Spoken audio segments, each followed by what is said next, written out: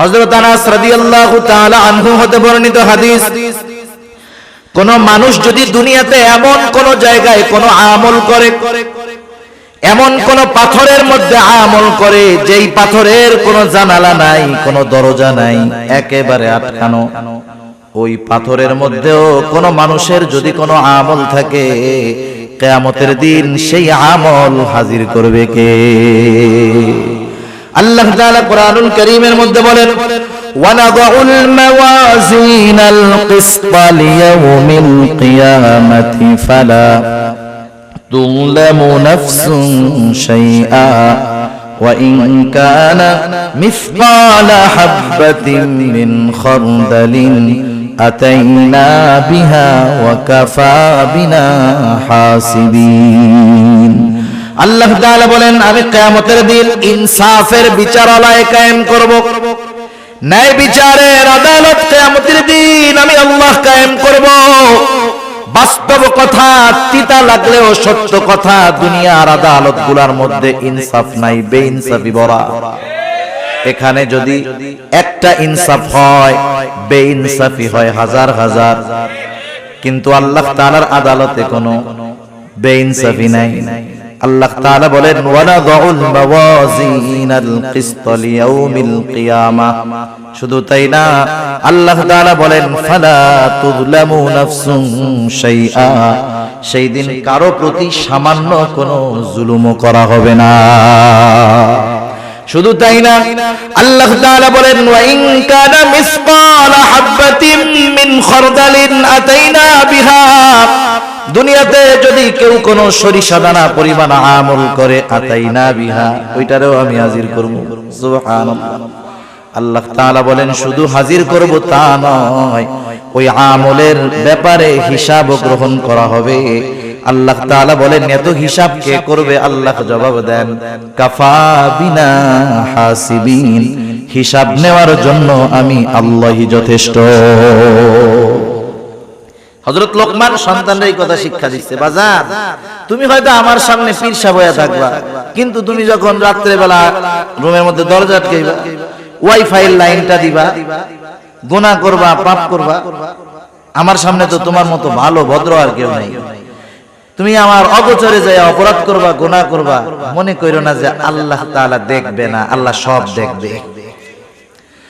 হযরত লোকমান সেই কথাই বলেন, ও আমার বৎস, তোমার কোন আমল যদি সরিষা দানা পরিমাণ হয়, ওই আমলটা যদি পাথরের মধ্যে থাকে, শুধু তাই না, মিসকালা হাববাতিন মিন খারদালিন ফাতাকুন ফি সখরাতিন, সেটা যদি পাথরের মধ্যে থাকে, আও ফিস সামাওয়াত, সেটা যদি আসমানেও থাকে, আও ফিল আরদ, সেটা যদি জমিনের সাথেও মিশে থাকে, আল্লাহ তাআলা সেই আমলটা হাজির করবেন। ইয়াতি বিহাল্লাহ, ওই আমলটাও হাজির করবে কে? প্রত্যেকটা নবী হিকমতওয়ালা, কোনো সন্দেহ নাই, কিন্তু হযরত লুকমান আলাইহিস সালাম কেন হিকমত গ্রহণ করলেন, নবুয়ত গ্রহণ করলেন না?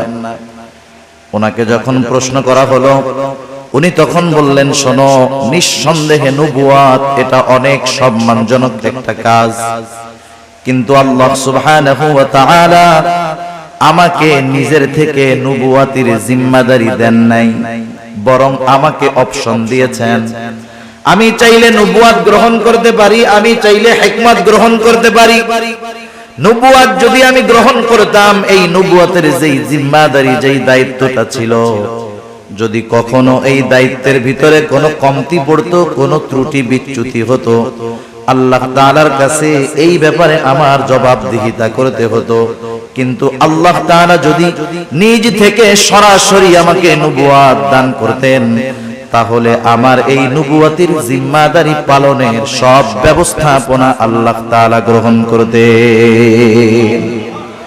এজন্য নবুয়ত গ্রহণ করাটা আমার জন্য রিস্কের ছিল, আমি এই জন্য হিকমত গ্রহণ করেছি।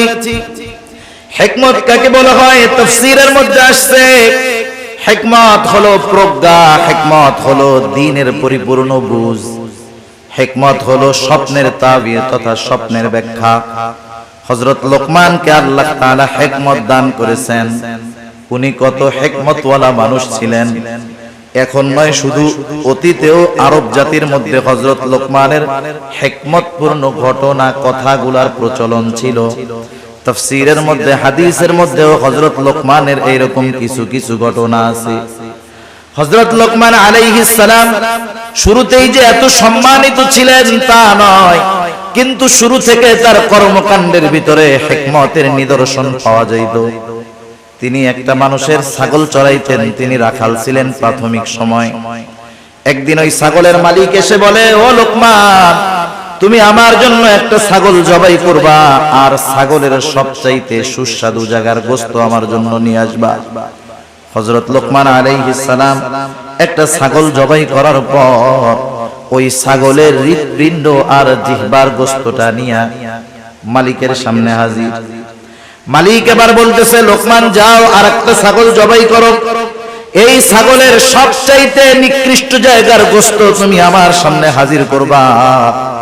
এইবার হযরত লোকমান আরেকটা ছাগল জবাই করলেন। এইবারও তিনি হৃৎপিণ্ড আর জিহ্বার গোশত নিয়ে হাজির হয়ে গেলেন। মালিক জিজ্ঞাসা করতেছে, ও লোকমান, তুমি কি আমার সাথে মজা করতেছো নাকি? তোমাকে সবচাইতে উত্তম জায়গার গোশত আনতে বললাম, তুমি হৃৎপিণ্ড আর জিহ্বার গোশত আনছো। আবার সবচাইতে নিকৃষ্ট জায়গার গোশত আনতে বলেছি, তুমি হৃৎপিণ্ড আর জিহ্বার গোশত নিয়ে হাজির হইলা, কারণ কি? হযরত লোকমান তখন বললেন, মালিক, কারো যদি এই হৃদয় আর জবানটা ভালো হয়ে যায়, তার সব ভালো হয়ে যায়। মালিক, কারো যদি হৃদয় আর জবানটা খারাপ হয়ে যায়, তার সব কিছু খারাপ হয়ে যায়, সে সবচাইতে নিকৃষ্ট হয়ে যায়।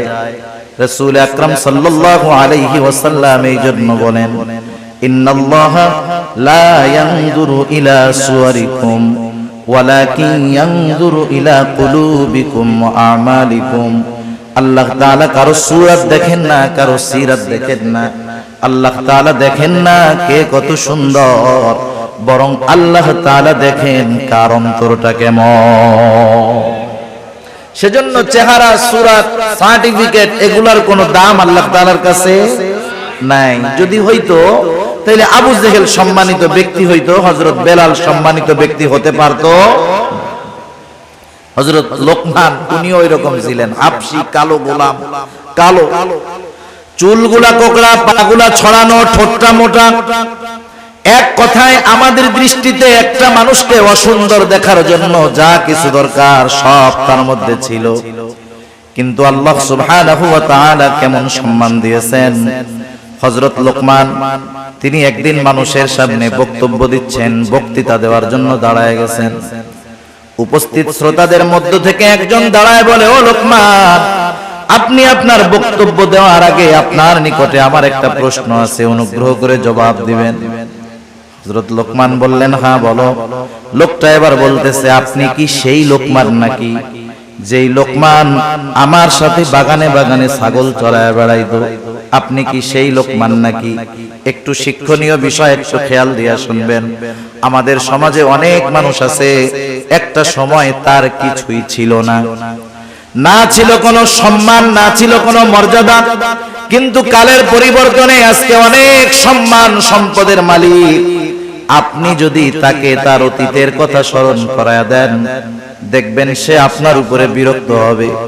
সে তার অতীত যে এত খারাপ ছিল, অতীতে যে সে কষ্টে ছিল, সেটা সে ফেস করতে চায় না, সামনে আনতে চায় না, অতীতকে ভুলে থাকতে চায়।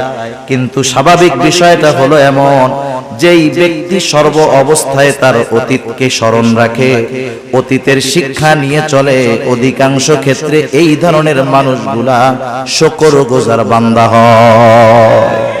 আর যারা অতীতকে ভুলে যায়, ওরা অধিকাংশ না শুকরগুজার। খেয়াল করে দেখবেন এটা। বনি ইসরাইলের 3 লোকের ঘটনা আছে না? একটা ছিল টাকলা, আরেকটার কুষ্ঠ রোগ, আরেকটা হলো চোখে দেখতো না, কানা। আল্লাহ তাআলা পরীক্ষা করতে চাইছেন। প্রথম জনের টাক ঠিক করে দিবেন, ওরে একটা উট দিছে। আরেকজনের কুষ্ঠ রোগ ছিল, কেউ কাছে যাইতো না, আল্লাহ তাআলা ফেরেশতা দিয়ে ঠিক করায় দিলেন। এরপরে তারা একটা গরু দিলেন, সে এক সময় অনেক গরুর মালিক, উটওয়ালা অনেক উটের মালিক। আরেকটা ছিল অন্ধ, আল্লাহ তাআলার পক্ষ থেকে চোখ ঠিক হলো, সে একটা ছাগল পাইলো, তার ছাগলে আল্লাহ বরকত দিলেন, অনেক ছাগল হয়ে গেল। আগের দুইজনকে আবার পরীক্ষা করার জন্য এই তিনজনের কাছে ফেরেশতা আসলো। প্রথম দুইজন কি জবাব দিছে? ফেরেশতা এসে বলছে, আমি মুসাফির, আমার একটা উট দাও, আমি জানি আমার গন্তব্যে পৌঁছাইতে পারি। সে কি কইছে? সে বলছে, আরে মিয়া দেওয়া যাবে না, সমস্যা আছে।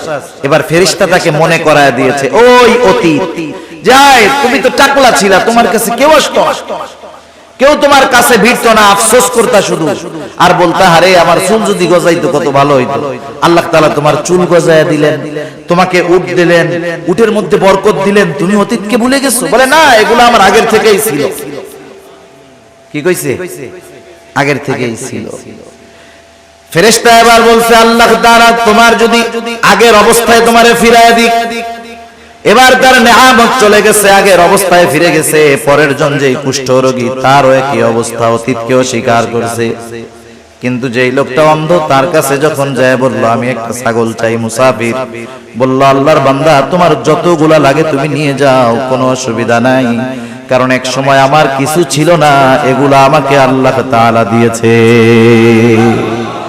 সেই জন্য শুকরগুজার বান্দা, অতীতকে যারা স্মরণ রাখে অধিকাংশ ক্ষেত্রে তারা হয়। আমাদের সমাজে আমাদেরকে যদি আমাদের কারো অতীত এরকম থাকে, আর কেউ যদি লোক সম্মুখে আমার ওই দুর্বল অতীতটাকে স্মরণ করায়া দেয়, আমি তাকে থ্রেট মাইরা, ভারী মাইরা বসায়া দিব। কিন্তু হযরত লোকমান এমনটা করেন নাই, তিনি সহসা জবাব দিয়ে দিয়েছেন, হ্যাঁ তুমি ঠিক বলেছো, আমি সেই লোকমান যে এক সময় বাগানে বাগানে ছাগল চড়াইতো। সম্মান কমে গেছে অতীত স্বীকার করায়। হযরত লোকমানকে এবার ওই লোকটা প্রশ্ন করতেছে, লোকমান, তাহলে এই পর্যায়ে আপনি যে আসলেন, কোন গুণের কারণে আপনি আসলেন, কোন কারণে আল্লাহ তাআলা আপনাকে এত মর্যাদা দিলেন? হযরত লোকমান বললেন, শোনো, সত্যবাদিতা, আমানতদারিতা, অহেতুক কথাবার্তা থেকে আমি বিরত থেকেছি। আমি মনে করি এই সবের কারণে আল্লাহ রাব্বুল আলামিন আমাকে এই সম্মান দিয়েছে। হযরত লোকমানকে প্রশ্ন করেছে, হযরত লোকমান স্বীকার গিয়েছে, কারণ তিনি ছিলেন একজন শুকরগুজার বান্দা। আল্লাহ তাআলা হযরত লোকমানের ব্যাপারে সেই জন্য বলেন, ওয়ালাকাদ আতাইনা লোকমানাল হিকমাতা আনিশকুর লিল্লাহ, আমি লোকমানকে হিকমত প্রদান করেছি, আনিশকুর লিল্লাহ, যাতে সে আল্লাহ তাআলার শুকরগুজার করে, আল্লাহ তাআলার কৃতজ্ঞতা প্রকাশ করে। এখান থেকে এক নম্বর শিক্ষণীয় আমাদের জন্য হলো, আমরা যখন কোনো নেয়ামত প্রাপ্ত হব, যখন কোনো নেয়ামত পাবো, আমরা শুকর আদায় করব কার? আল্লাহ তাআলার শুকরিয়া আদায়। বলেন তো, আমরা যদি শুকরিয়া আদায় না করি, আল্লাহ তাআলার কৃতজ্ঞতা প্রকাশ যদি আমরা না করি, আল্লাহ তাআলার সম্মান কমে যাবে? কমবে না। আল্লাহ তাআলার যদি শুকর আদায় আমরা না করি, আল্লাহ তাআলার সম্মান কমবে না।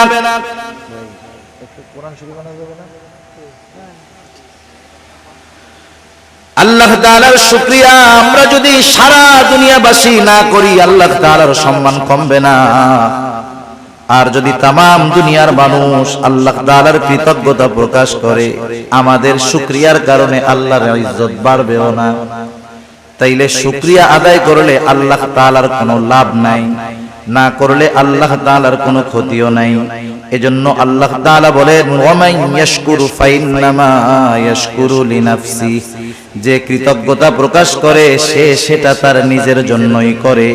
কারণ মানুষ যদি নেয়ামত পাওয়ার পর নেয়ামতের কৃতজ্ঞতা আদায় করে, তার নেয়ামতের মধ্যে প্রবৃদ্ধি দান করেন কে? আল্লাহ তাআলা কুরআনুল কারীমের আরেক জায়গায় বলেন, লা ইন শাকারতুম লা আযীদান্নাকুম ওয়া লা ইন কাফারতুম ইন্না আযাবী লাশাদীদ। আল্লাহ তাআলা বলেন, লা ইন শাকারতুম লা আযীদান্নাকুম, তোমরা যদি কৃতজ্ঞতা প্রকাশ করো, নেয়ামতের শুকরিয়া আদায় করো, আল্লাহ তাআলা এমনটা বলেন নাই যে বাড়ায়া দিমু, বরং আল্লাহ তাআলা বলেন, লা আযীদান্নাকুম, দুইটা তাকিদ যোগ করে আল্লাহ তাআলা বলেন, কেমন জানি কথাটা এরকম যে আমি অবশ্যই অবশ্যই তোমাদের নিয়ামত আরো আমি আল্লাহ বাড়ায়া দিব। ওয়ালা ইন কাফারতুম, তোমরা যদি কুফরি করো তথা নিয়ামতের কৃতজ্ঞতা প্রকাশ না করো, তাতে আল্লাহ তাআলার কোনো ক্ষতি নাই, বরং ক্ষতি কি? আল্লাহ তাআলা বলেন, যাই না রাখো, ইন্না আযাবি লাশাদীদ, আমার আযাব বড় কঠোর, আযাব বড় শক্ত। তাইলে শুকর গুজার বান্দার নিয়ামত আল্লাহ বাড়ায় দেয়, আর যারা নিয়ামতের শুকরিয়া আদায় করে না, আল্লাহ তাআলা তাদের কঠিন আযাবে গ্রেফতার করে। আল্লাহ তাআলা সেই কথাই বলেন, মান কাফারা ফা ইন্নাল্লাহা গনিয়্যুন হামিদ, আর যারা শুকরিয়া আদায় করে না, কুফরি করে, তারা জানা রাখুক, ফা ইন্নাল্লাহা গনিয়্যুন হামিদ, আল্লাহ তাআলা কারো কৃতজ্ঞতার মুখাপেক্ষী নয়। সেজন্য আমরা শুকরিয়া আদায় করলে লাভ আমাদের নিজেদের। এখানে আল্লাহ তাআলা হযরত লোকমানের পরিচয় দিচ্ছেন যে লোকমান তো হিকমতওয়ালা, শুধু হিকমতওয়ালা নয়, লোকমান আমার একজন শুকরগুজার বান্দা। সুবহানাল্লাহ। এইবার সেই লোকমান ছেলেদেরকে কি বলছে, সেই কথাগুলো আল্লাহ তাআলা আমাদেরকে বলতেছে। হযরত লোকমান সন্তানদেরকে নসিহত করতেছে, উপদেশ দিচ্ছে। এক নম্বর নসিহত, হযরত লোকমান সন্তানকে বলতেছে, ও আমার সন্তান, ওয়াইদ ক্বালা লুকমানু লিবনিহি ওয়া হুয়া ইয়াইদু ইয়া বুনাইয়া লা তুশরিক বিল্লাহ। হযরত লোকমান তার সন্তানকে এক নম্বর নসিহত করতেছে, উপদেশ দিচ্ছে, ও আমার বৎস। নসিহত করার কিছু ভাষা আছে, সব সময় ধমক দিলে কাম হয় না।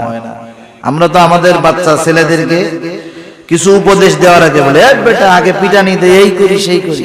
না না, আপনি আপনার সন্তানকে যদি কোনো কথা শোনাতে চান, তাহলে তাকে আবেগ, মহব্বত, ভালোবাসার সাথে উপদেশটা করতে হবে। ধমকের সাথে সব সময় সব ফায়দা অর্জন করা যায় না। সন্তানকে নসিহতের ভাষা হযরত লোকমান বলতেছে, ওয়াইদ ক্বালা লুকমানু লিবনিহি, আল্লাহ তাআলা বলেন হযরত লোকমান তার সন্তানকে বলতেছে, ইয়া বুনাইয়া লা তুশরিক বিল্লাহ, ইয়া বুনাইয়া, হে আমার বৎস। এটা বাংলায় অনুবাদ করে এর ভিতরে যেই মজাটা আছে এটা বোঝানো যাবে না। আপনাকে যদি বাংলাদেশ নয় তামাম দুনিয়ার শ্রেষ্ঠ একজন আর্টিস্ট একটা আপেল অথবা কমলা আইকা আপনার সামনে দিয়া বলে, এটা খুব মজা না খাইতে, আপনি দেখবেন ঠিক, কিন্তু এর মজা বোঝা যাবে না। সেজন্য আরবি ভাষাটা না অনুধাবন করতে না পারলে এর মূল মজা তরজমায় বোঝা যায় না। সেজন্য যারা আলেম আছে, মাদ্রাসা আছে, এরা বোঝে কোরআন তরজমা পড়ার আগে 4-5 বছর তার আরবি ভাষা ব্যাকরণ নিয়ে পড়া লাগে। কেন? কারণ কোরআনে আল্লাহ কি বলেন সেটা পরিপূর্ণ অনুধাবন করার যোগ্যতা অর্জন করার জন্য। এখন তো আমার নেই, একটু ভাষাগত জ্ঞান থাকলেই মনে করে আমার চাইতে বড় আর কে জানে, ঠিক না? হযরত লোকমান বলতেছেন, ইয়া বুনাইয়া লা তুশরিক বিল্লাহ, এই ইয়া বুনাইয়ার মধ্যে মায়া, মমতা, স্নেহ, মোহাব্বত, ভালোবাসার বহিঃপ্রকাশ আছে। হযরত লোকমান বলতেছে, হে আমার বৎস, লা তুশরিক বিল্লাহ, আমরা মুমিন, আমরা মুসলমান, আমরা আমাদের সন্তানদেরকে প্রথম যেই শিক্ষাটা দেওয়ার দরকার হযরত লোকমান সেই শিক্ষাটাই দিয়েছেন। আল্লাহ তাআলা কত সুন্দরভাবে হযরত লোকমানের নসিহতগুলো জানায় দিলেন যে হযরত লোকমান তার সন্তানকে সর্বপ্রথম তাওহীদ তথা আল্লাহ তাআলার একত্ববাদের পরিচয় শিক্ষা দিয়েছে, ঈমানের শিক্ষা দিয়েছে। আগে মূল হলো ঈমানের শিক্ষা। কিসের শিক্ষা? ঈমান হলো সব আমলের মূল। আমল ভুরি ভুরি আছে, ঈমান নাই, ওই আমলের কোনো দাম নাই। সেজন্য শিরক থেকে আমাদের সন্তানদেরকে বাঁচার নসিহত করতে হবে। এখন যদি আমরা নিজেরা নিজেদের মধ্যে একটু যাচাই বাছাই করি, আমাদের নাসির উদ্দিন জর্জ ভাই বলতেছিলেন, আপনারা এখানে আসার আগে আজকে সারাদিন আপনার সন্তান কি করেছে, কয়জন বাপ খোঁজ নিছেন? 5 জন হাত উঁচা করতে পারবেন না। এবার আমি যদি আপনাদের প্রশ্ন করি, এমন কোন বাবা আছেন একটু বলেন, আমি আমার সন্তানটাকে একদিন সুন্দর মতো আমার পাশে বসাইয়া গায়ে হাত বুলাইয়া এরকম বলেছি, ও আমার কলিজার টুকরা সন্তান, আল্লাহ তাআলার সাথে শিরিক কইরো না? আসেননি দুই একজন বাপ এরকম? আমার পোলা এখনো বড় হয় নাই, এই ওয়াজ করার টাইম ওরে হয় না, এই জন্য আমি করি নাই। মানে আপনারা আবার কইতে পারেন যে হুজুর ওয়াজ করতেছেন, আপনি কি এই আমল করছেন নাকি? মানে আমার ছেলেও তো বড় হয় নাই। তাহলে দেখেন এই জায়গায় যে কয়জন আছেন, একজন সাহস করে হাত উঁচা করতে পারেন না, আফসোসের ব্যাপার। একটু চিন্তা করেন না কি হবে অবস্থা, কবরে যাওয়ার পরে ওই পোলা কি দিবে? দেওয়ার আছে কিছু? বরং ওই পোলা আপনি আমল করতেছেন, ওই ছেলে জাহান্নামে যাওয়ার কারণ হইতে পারে। হযরত লোকমান সন্তানকে বলতেছে, ইয়া বুনাইয়া লা তুশরিক বিল্লাহ, হে আমার বৎস, তুমি আল্লাহ তাআলার সাথে শিরক কইরো না। কেন শিরক করবা না? ইন্নাশ শিরকা লাযুলমুন আযীম, শিরক হলো মহা অন্যায়, মহা জুলম। প্রত্যেকটা গুনাহ, প্রত্যেকটা পাপ জুলম, কিন্তু সবচাইতে বড় জুলম হলো আল্লাহর সাথে শিরক করা। এজন্য আল্লাহ তাআলা কোরআনুল কারীমের মধ্যে বলেন, ইন্নাল্লাহা লা ইয়াগফিরু আন ইউশরাকা বিহি ওয়া ইয়াগফিরু মা দুনা যালিকা লিমান ইয়াশা ওয়া মান ইউশরিক বিল্লাহি ফাকাদ ইফতারা ইসমান আযীমা। আল্লাহ তাআলা জানা দিয়েছেন, ইন্নাল্লাহা লা ইয়াগফিরু আন ইউশরাকা বিহি, নিশ্চয় আল্লাহ তাআলা তার সাথে যে শিরক করে তাকে আল্লাহ তাআলা ক্ষমা করবে না। আল্লাহ তাআলা বলেন, ওয়া ইয়াগফিরু মা দুনা যালিকা লিমান ইয়াশা, শিরক ছাড়া যদি কেউ কোনো অন্যায় করে আল্লাহ তাআলা যাকে চান তাকে তিনি ক্ষমা করে দিবেন। কিন্তু যে শিরক করলো সে কি অপরাধ করলো? আল্লাহ তাআলা বলেন, ওয়া মান ইউশরিক বিল্লাহি ফাকাদ ইফতারা ইসমান আযীমা, যে আল্লাহ তাআলার সাথে শিরক করলো, ফাকাদ ইফতারা ইসমান আযীমা, সে এক মহা পাপের সূচনা করলো। এজন্য এই পৃথিবীতে যার দ্বারা শিরক শুরু হয়েছে, কিয়ামত পর্যন্ত যত শিরক হবে সব শিরকের সমপরিমাণ গুনাহ তার আমলনামায় যোগ হবে। যেমন আদম আলাইহিস সালামের এক সন্তান যে হত্যা করছে, হত্যাকারী যেটা, কিয়ামত পর্যন্ত পৃথিবীতে যত অন্যায়ভাবে হত্যা সংঘটিত হবে সব হত্যার গুনাহ তার আমলনামায় যোগ হয়ে যাবে। নাউযুবিল্লাহ। সেজন্য আল্লাহ আমাদেরকে শিরক থেকে বাঁচার তৌফিক দান করুন। আল্লাহ তাআলা আমাদেরকে সকল প্রকার শিরক থেকে বেঁচে থাকার তৌফিক দান করুক, সবাই বলি আমিন। সেজন্য আমাদের দ্বারা জানি নতুন কোন শিরকের আবির্ভাব না ঘটে। এই যে অনেক সময় নতুন নতুন মাজার গজায়, শুনছেন না আপনারা? রাত্রের মধ্যে মাজার উঠে যায় একবার, কয়দিন পরে ওই জায়গায় সেজদা দেওয়া, এইসব অপরাধ শুরু হয়। যাদের মাধ্যমে এগুলো শুরু হলো, যতদিন ওইখানে ওই অপকর্ম চলবে তাদের আমলনামায় ওই গুনাহ যোগ হতে থাকবে। আল্লাহ তাআলা এরপর আরেক জায়গায় বলেন, ইন্নাল্লাহা লা ইয়াগফিরু আন ইউশরাকা বিহি ওয়া ইয়াগফিরু মা দুনা যালিকা লিমান ইয়াশা ওয়া মান ইউশরিক বিল্লাহি ফাকাদ যাল্লা যালালান বাঈদা। আল্লাহ তাআলা জানায় দেন, শিরক ছাড়া তিনি সব গুনাহ ক্ষমা করে দিবেন। শুধু তাই না, যারা শিরকের সাথে জড়িত হয়ে যায় তারা বহুত বড় পথভ্রষ্ট হয়ে যায়, তারা সিরাতে মুস্তাকিমের পথ থেকে বিচ্যুত হয়ে জাহান্নামের পথের পথিক তারা হয়ে যায়। আল্লাহ তাআলা বলেন, ফাকাদ যাল্লা যালালান বাঈদা, তারা বহুত বড় পথভ্রষ্ট হিসাবে পরিণত হয়। শুধু তাই না, আল্লাহ তাআলা কোরআনুল কারীমের আরেক জায়গায় বলেন, মান ইউশরিক বিল্লাহি ফাকাদ হারামাল্লাহু আলাইহিল জান্নাতা ওয়া মাওয়াহুন নার ওয়া মা লিয-যালিমিনা মিন আনসার।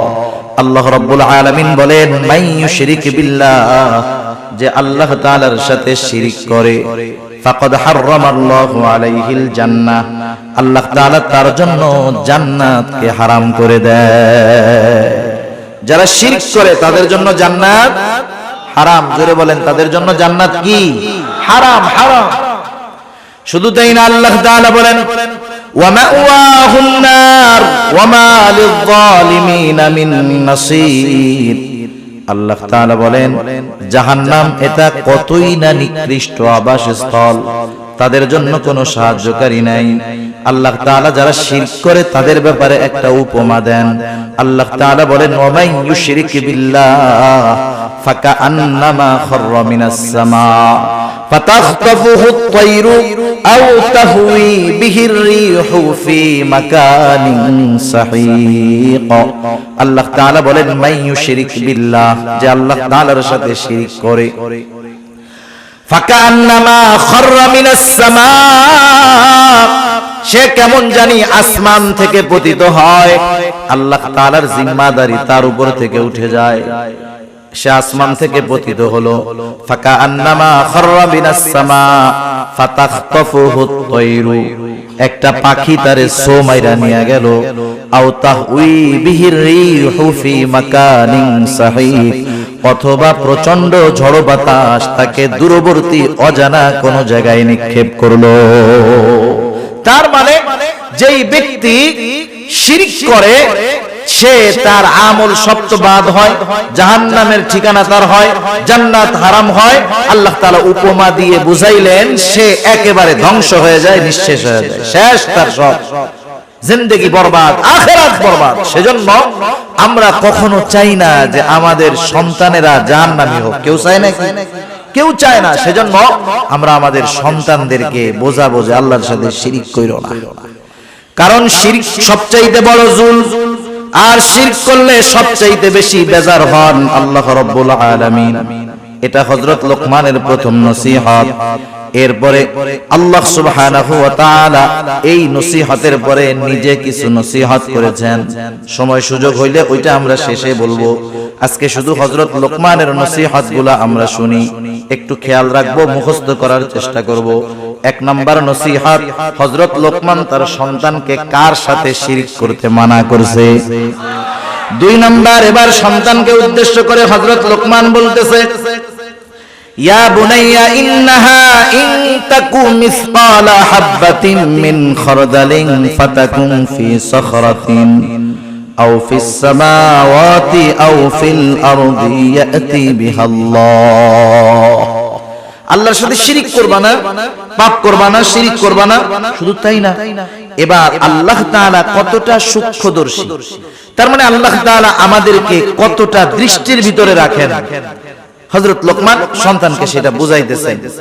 প্রত্যেকটা বাচ্চা যদি ছোট থেকে তার মা বাবা বাচ্চাকে যদি শিক্ষা দেয় আল্লাহ তাআলার ব্যাপারে, ওই বাচ্চার মগজে ওই বিশ্বাসটা ঢুকে যায়, সে সব সময় ওই বিশ্বাসের উপরে অটল থাকে।